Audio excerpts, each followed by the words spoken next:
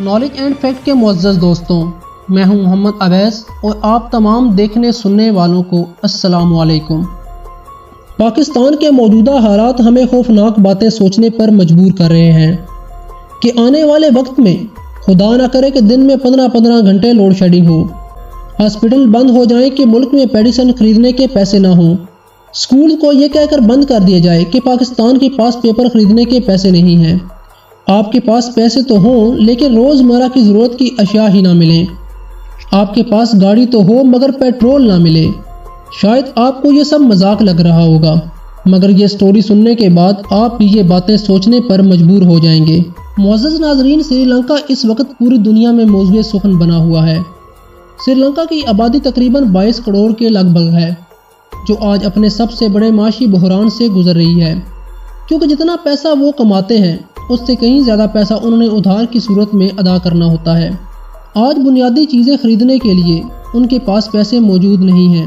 ان کے state bank میں صرف 1.93 بلین ڈالرز بچے ہیں اور انہیں اس سال 8.6 بلین ڈالرز قرض کی صورت میں واپس ادا کرنا ہے۔ آئیے سری لنکا کی اس حالت کا ذرا غور سے جائزہ لیتے ہیں۔ ویڈیو کو آگے دیکھنے سے پہلے آپ سے گزارش ہے کہ ہمارے YouTube چینل کو سبسکرائب کر دیں، ساتھ لگے ہوئے بیل آئیکن کو پریس کریں تاکہ ہماری آنے والی ہر ویڈیو کا نوٹیفیکیشن آپ تک بآسانی پہنچ سکے۔ معزز ناظرین، سری لنکا کی معیشت صرف 2 چیزوں سے چلتی ہے، نمبر 1 سیاحت، نمبر 2 زراعت۔ 1948 میں سری لنکا کی آزادی کے بعد یہ ملک دنیا کی توجہ کا مرکز بن گیا، اور اس کی وجہ یہ تھی کہ جغرافیائی لحاظ سے بہت اہمیت کا حامل تھا۔ جغرافیائی لحاظ سے اس ملک میں بیٹھ کر پوری دنیا میں تجارت کی جا سکتی تھی، لیکن اس تجارت کو عملی جامہ پہنانے کے لیے سری لنکا کو بندرگاہوں کی ضرورت تھی، لیکن یہ بندرگاہیں بنانے کے لیے سری لنکا کے پاس پیسے موجود نہ تھے، اور امیر ممالک نے اس لیے سری لنکا میں انویسٹمنٹ نہیں کی، کیونکہ وہاں 1983 میں سول وار سٹارٹ ہو گئی تھی اور کاروباری لوگوں کو وہاں انویسٹمنٹ کرنے سے روک دیا گیا تھا، اور جو پیسہ ترقی میں خرچ ہو سکتا تھا وہی پیسہ دفاع میں خرچ ہونے لگا۔ سول وار 2009 میں رک گئی، مگر اب بہت دیر ہو چکی تھی۔ پھر سری لنکا نے بڑی امید کے ساتھ ہیمبن ٹاٹا بندرگاہ کی تعمیر کرنے کا سوچا۔ سری لنکا یہ پروجیکٹ لے کر USA کے پاس گیا، مگر USA نے اسے ریجیکٹ کر دیا۔ ان کے مطابق یہ پروجیکٹ بری طرح سے ناکام ہونے والا تھا۔ انہوں نے سری لنکا کو سمجھایا بھی کہ یہ پروجیکٹ ہرگز سٹارٹ نہ کرے، مگر سری لنکا یہ پروجیکٹ لے کر چائنا کے پاس چلا گیا۔ چائنا نے فوراً حامی بھر لی اور انویسٹمنٹ شروع کر دی، مگر یہ پروجیکٹ بری طرح ناکام رہا، اور اس سے قبل چائنا کو بھی اس بات کا علم تھا کہ یہ پروجیکٹ بری طرح سے ناکام ہونے والا ہے۔ چائنا ترقی پذیر ممالک کو پیسے تو دیتا ہے مگر ادھار دیتا ہے، اور شرط کے مطابق اس پروجیکٹ کی تعمیر کا ٹھیکہ بھی چائنیز کمپنی کو دیتا ہے، جس سے چائنا کے لوگوں کو روزگار بھی ملتا ہے اور قرض کے طور پر دی گئی رقم بھی چائنا کے اکاؤنٹ میں واپس آ جاتی ہے، اور دوسرا ملک چائنا کا مقروض بھی ہو جاتا ہے۔ یہی کچھ سری لنکا کے ساتھ بھی ہوا۔ چائنا کا مقروض بھی ہو گیا، اور پھر اس کے بدلے سری لنکا نے وہی بندرگاہ چائنا کو گروی رکھ دی۔ سری لنکا میں 70% پروجیکٹ چائنا نے کیے، جو تمام کے تمام ناکام رہے۔ مسلسل ناکامی کے باعث ملک کی معیشت تباہ ہو گئی، اور ملک صرف قرض پر چلتا رہا، اور اس قرض کو ادا کرنے کے لیے کوئی ٹھوس منصوبہ نہ تھا۔ ملک سیاحت پر چلتا تھا، اور کورونا کے دور میں جب پوری دنیا اس سے متاثر تھی اور اس نے پوری دنیا کی سیاحت کو اثر انداز کیا، تو سری لنکا جیسا ملک اس آفت سے کیسے بچ سکتا تھا؟ کورونا کے 2 سال چلنے کی وجہ سے ملکی پیسے کے ذخائر کم ہوتے گئے اور ایکسپورٹس کم ہو گئیں، امپورٹ بڑھتی چلی گئیں، جس سے تیل، چاول اور کئی بنیادی چیزوں کو خریدنے کے لیے سری لنکا کے پاس پیسے نہیں تھے، اور رہی صحیح معیشت کا دیوالیہ وہاں کے سیاست دانوں نے نکال دیا۔ سری لنکا کی راج پکشا فیملی، جس کے ہی 9 افراد پوری سری لنکا کی حکومت چلا رہے ہیں، سری لنکا کے پورے بجٹ میں سے 75% پیسہ ان کے اکاؤنٹ میں چلا جاتا ہے۔ مہندا راج پکشا 2005 سے 2015 تک سری لنکا کے صدر رہے۔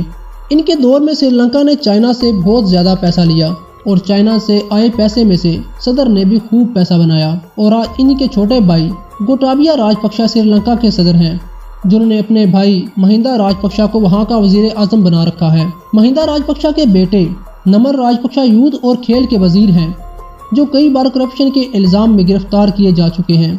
چمر راج پکشا زراعت کے وزیر ہیں۔ چمر راج پکشا کے بیٹے زرعی پیداوار کے وزیر ہیں، اور مزے کی بات یہ ہے کہ انہی کے چھوٹے بھائی بسل راج پکشا وہاں کے وزیر خزانہ ہیں۔ اور انہیں وزیر خزانہ بنانے کے لیے وہاں کے قوانین میں ترمیم کی گئی اور انہیں لوگ مسٹر 10% کے نام سے جانتے ہیں کیونکہ یہ ہر پروجیکٹ میں 10% اپنا حصہ رکھتے ہیں۔ اور جب ہم مزید گہرائی میں جاتے ہیں تو دیکھتے ہیں کہ کس طرح ان لوگوں نے سیاست کو فیملی بزنس بنا رکھا ہے۔ سری لنکا کی معیشت کو تباہ کرنے کی ایک بڑی وجہ یہ بھی ہے کہ سری لنکا کو 2009 میں مکمل آرگینک بنانے کا منصوبہ شروع کیا گیا، جس کی بڑی وجہ یہ تھی کہ سری لنکا کے پاس کھاد امپورٹ کرنے کے پیسے نہ تھے، جو انہوں نے چائنا سے آرگینک کھاد ادھار لے کر کم دام میں کسانوں کو دی، جس سے فصلوں کو بہت نقصان ہوا۔ ایکسپورٹ ایک دم گر گئی اور ایک وجہ یہ بھی تھی کہ راج پکشا فیملی نے خود کو جتوانے کے لیے چیزیں قیمتیں خرید سے بھی کم دینا شروع کر دیں، جو تباہی کی اصل وجہ بنی۔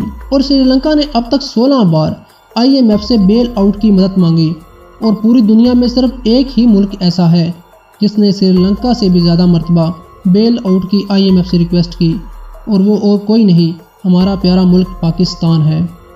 معزز ناظرین، شاید آپ کو اس موقع پر یہ ویڈیو بنانے کا مقصد سمجھ آ رہا ہوگا۔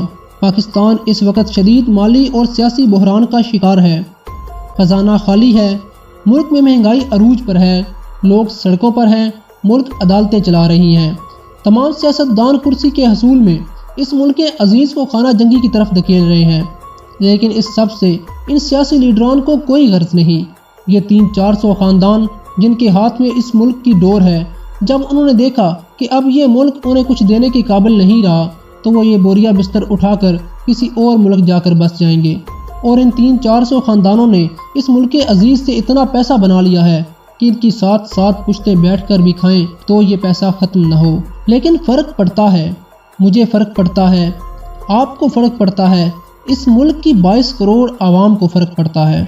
خدا را ان سیاسیوں کے پیچھے بھاگنے کی بجائے ہر فرد انفرادی طور پر کوشش کرے اور اپنا کردار ادا کرے، اور وہ کردار کیسے ادا کرنا ہے اس کی مکمل تفصیل میں گزشتہ ویڈیو میں بتا چکا ہوں، جس کا لنک ڈسکرپشن میں موجود ہے۔ دعا ہے اللہ کریم ہمارے وطن عزیز کو تا قیامت قائم و دائم رکھے اور اس کی عوام کو خوشحال رکھے۔ پاکستان زندہ باد۔